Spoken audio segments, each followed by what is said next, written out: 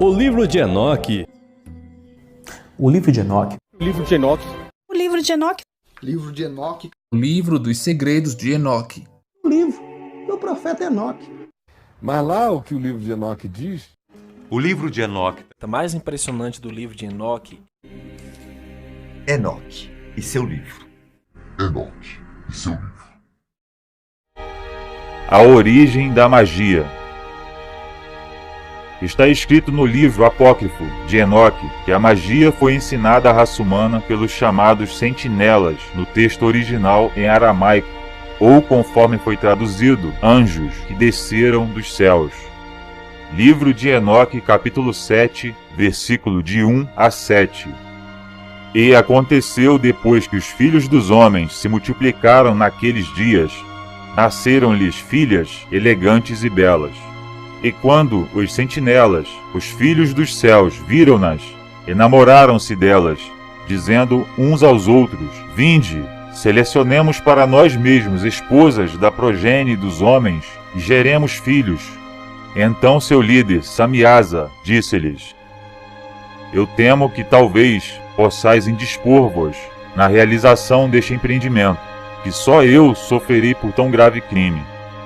Mas eles responderam-lhe e disseram: Nós todos juramos que nós não mudaremos nossa intenção, mas executamos nosso empreendimento projetado. Então eles juraram todos juntos, e todos se amarraram por mútuo juramento. Todo o seu número era de 200, os quais descendiam nos dias de Jared, o qual é o topo do monte Armon. Então eles tomaram esposas, cada um escolhendo por si mesmo, as quais eles começaram a abordar, e com as quais eles coabitaram, ensinando-lhes sortilégios, encantamentos e as divisões de raízes e árvores. E as mulheres conceberam e geraram gigantes.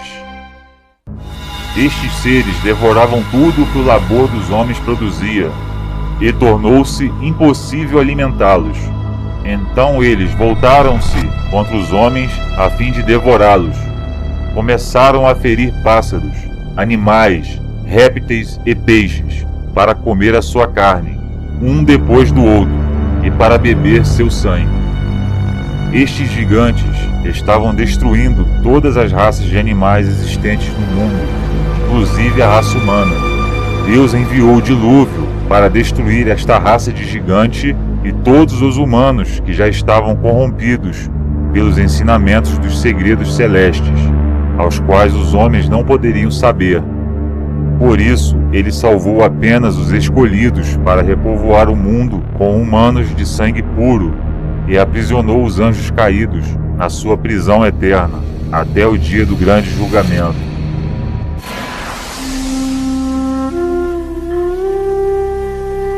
Datando de 150 a.C., os pergaminhos do Mar Morto profetizavam que os filhos das trevas seriam destruídos e que os filhos da luz viveriam em paz por toda a eternidade. E o conceito de um Deus onipotente que vai voltar no dia do julgamento também aparece em um dos assim chamados livros perdidos da Bíblia, o livro de Enoque.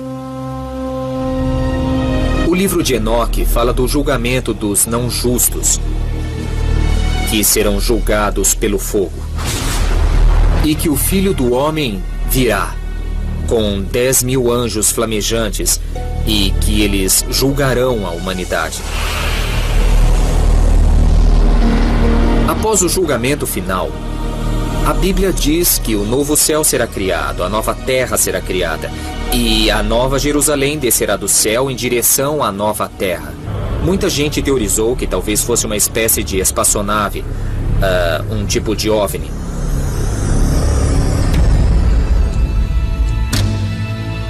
Mas haveria uma origem alienígena ou extraterrestre para as histórias bíblicas do julgamento final? Há alguns milhares de anos, os extraterrestres vieram e criaram a primeira humanidade por uma mutação artificial. E é claro, um dia eles voltarão. E claro, o julgamento será em função do que eles esperavam que fizéssemos. E os que entenderem o que aconteceu no passado não ficaram chocados, porque sabiam e esperavam desde sempre o que vai acontecer. na minha cabeça, será quando os extraterrestres genuinamente retornarão ao nosso planeta e se anunciarão. E nessa altura, os humanos que atingiram a iluminação se juntarão a seus irmãos, os extraterrestres que nos criaram. E todos voltaremos às estrelas.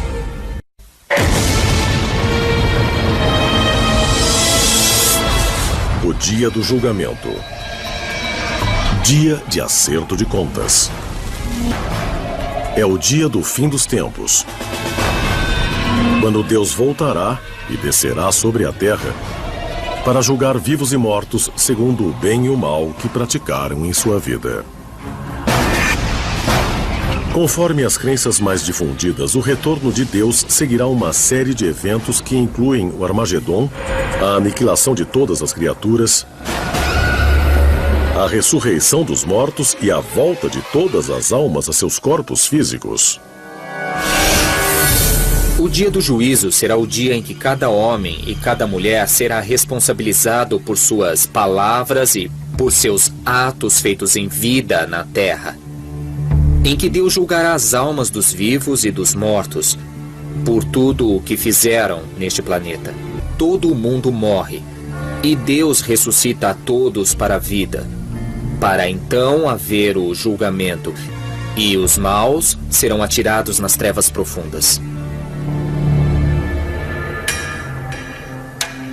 Os cristãos acreditam que Jesus seja o Filho de Deus e que ele voltará para a terra no dia do juízo para julgar todas as almas, tanto dos vivos quanto dos mortos.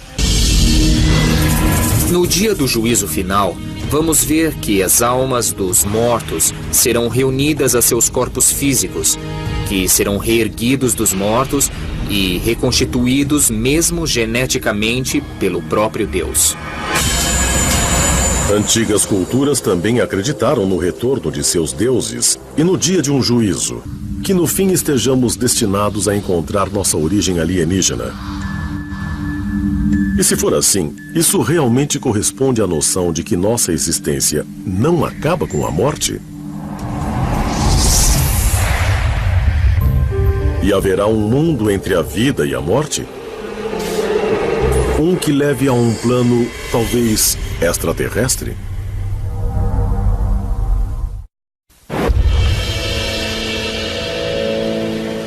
Abril de 1983, Carmel, Califórnia. Percorrendo uma estrada costeira, Jessica Hans, de 27 anos, estava no banco do passageiro do carro de um amigo em direção norte, a caminho de São Francisco. Estávamos indo pela estrada e a última coisa que eu disse foi: veja isso. De repente, um motorista perdeu o controle e bateu de frente em uma árvore. O amigo de Jessica escapou com ferimentos leves, mas o caso dela foi muito mais grave. Só me lembro de uma coisa. Eu estava numa ambulância. Eu senti que havia algo muito errado. Quase morta, Jessica foi levada a um centro cirúrgico onde teve uma experiência extraordinária.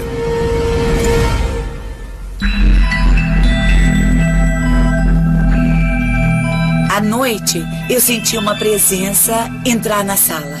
Era uma presença muito afetuosa e tive a sensação de ter mudado para outra dimensão.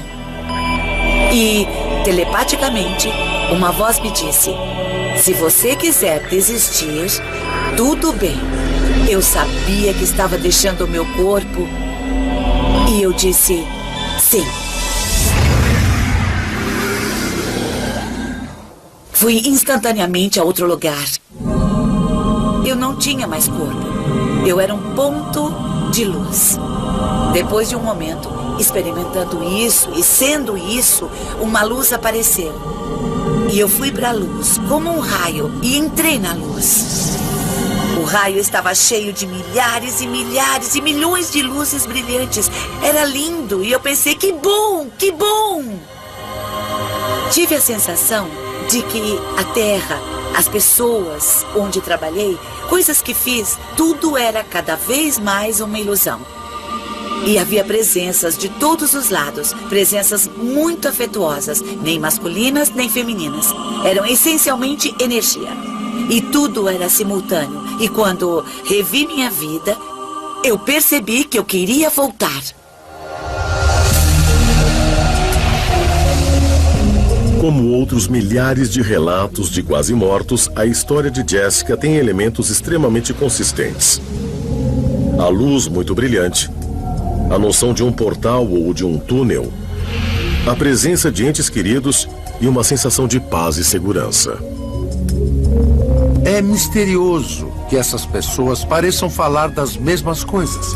O túnel, o efeito, a habilidade de se transferir de um ponto a outro, e todos parecem ter feito o mesmo caminho.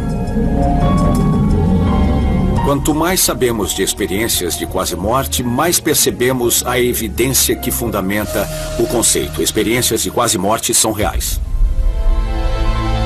O filósofo grego Platão documentou a história de um soldado chamado que disse que foi ferido em batalha e viu sua alma deixar o corpo e caminhou com vários deuses através de um túnel de luz para um lugar misterioso. Os deuses mostraram a que as almas boas eram mandadas para o paraíso e gloriosamente recompensadas. Mas as almas más eram mandadas a um reino onde eram punidas, depois purificadas e depois ressuscitadas. É muito interessante. Ele diz não só que viu que havia recompensas e castigos, mas também viu que as almas eram reencarnadas. Esse é o aspecto radical da coisa, algo totalmente novo. No mundo grego havia um conceito de alma, não só como imortal, mas que reencarna perpetuamente. O que empolga é que há muitas evidências apontando para a realidade da alma. Em outras palavras, parece haver em nós uma parte espiritual, sobrenatural, não física, que transcende e sobrevive à morte e que prossegue e vive para sempre. Serão esses relatos de experiências de quase morte prova de vida após a morte? Prova de que há uma alma eterna? De que pela eternidade a virtude é premiada e a maldade é punida? Ou esses relatos tão convincentes dão conta de outra realidade, muito mais extraterrestre? Se for verdade, quem ou o que originou a vida humana? Toda a vida neste planeta está interconectada. E nossa própria vida está conectada à vida primordial do início da vida neste planeta. As lendas e mitos sobre vida após a morte que surgiram em inúmeras civilizações ao longo de milhares de anos teriam sido meras invenções humanas? Talvez o que espere os humanos não seja a morte, mas uma profunda sabedoria. Uma sabedoria que nos revelaria nossa origem terrestre ou extraterrestre. Vou falar sobre um assunto muito delicado, um assunto que as pessoas têm muita curiosidade de saber, que é a magia enoquiana. Na realidade, gente, a magia enoquiana, ela apareceu mais ou menos aí no século XVI. Dois estudiosos, se juntaram para então fazer alguns estudos, algumas práticas de evidência. No meio dessas práticas, começaram a estabelecer alguns contatos interessantes. E esses dois estudiosos, um deles chamava-se Dr. John Dee, e existia um vidente, Sir Edward Kelly. A esses dois videntes é atribuído, então, os primeiros estudos, as primeiras descobertas sobre magia enoquiana. Bem, como é que eles faziam essa evidência? Na realidade, Edward Kelly, ele ficava olhando a bola de cristal, ele era um vidente, enquanto John Dee, que ele era um escritor, né, bem conceituado, ele anotava todas as vidências e todas as conversas que John Dee fazia com esses, eu diria assim, seres. Através de uma sessão de vidência numa bola de cristal, esses dois estabeleceram uma comunicação com alguns anjos, ou alguns seres que diziam que eram anjos. John Dee anotava tudo, mas ele ficava sempre com o pé atrás. Será que esses caras são anjos mesmos? Ou entidades malignas que queriam aí nos manipular. Algumas das anotações feitas por esses dois estudiosos contêm segredos do livro apócrifo chamado Livro de Enoque. Por isso o nome Enoquiana.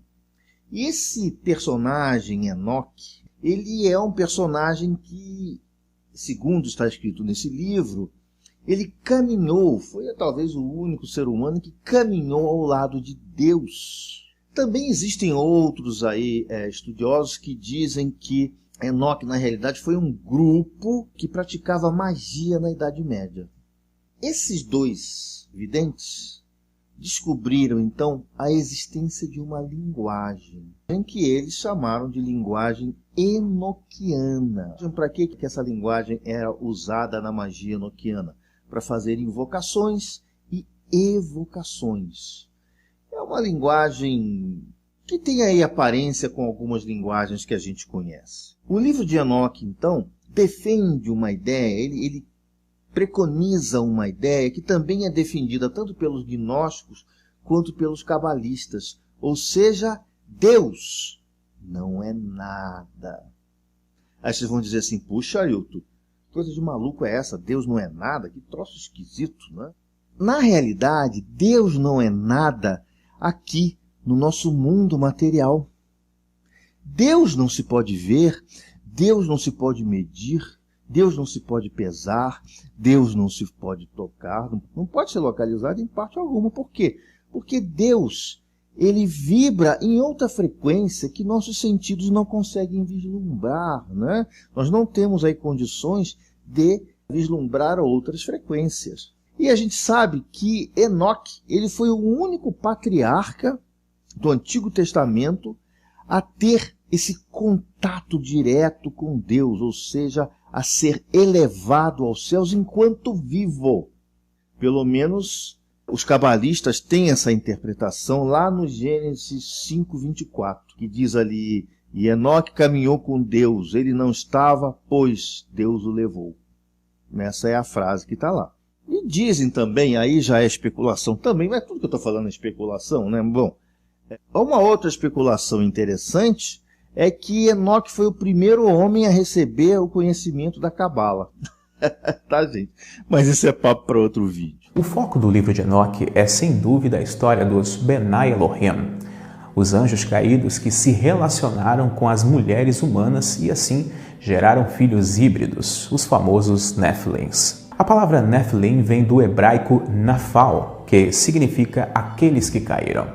Na Septuaginta grega, uma tradução tardia das escrituras hebraicas, a palavra Nephilim foi traduzida como gigantes e assim a conhecemos hoje. Em várias histórias e registros, eles são descritos como criaturas gigantescas, as quais se popularizaram como antigos heróis e valentes que povoam mitos e diversas culturas. Mesmo contando histórias pré-diluvianas, a versão atual do livro foi escrita aproximadamente em um período do 2º século a.C. Acredita-se que nesse tempo as histórias foram transmitidas graças à tradição oral judaica. Várias cópias foram descobertas em 1948 nos manuscritos do Mar Morto. Isso, obviamente, levou muitos a se perguntarem por que este livro não foi incluído na Bíblia. O livro de Enoque foi apreciado pelos essênios, primeiros judeus e cristãos, mas depois foi condenado por ambos os rabinos e padres da Igreja Católica, por ser considerado um livro não inspirado por Deus. Mas deixaremos essa questão com mais detalhes para outro vídeo. Dentro do judaísmo havia vários segmentos, várias linhas diferentes. Você tinha os saduceus, você tinha os fariseus, você tinha os zelotas, você tinha os essênios, você tinha os nazireus. Eram vários tipos, várias ramificações, e cada um interpretava a Torá de uma forma diferente. Por exemplo, na época de Jesus havia uma disputa se haveria ressurreição ou não. Lembra que Jesus mesmo se interpôs num desse debate se haveria ressurreição ou não. Havia um grupo que acreditava nos anjos, outro grupo não acreditava nos anjos. E havia um grupo de judeus que foi dominado demais pela filosofia grega. Filon de Alexandria está aí para contar a história.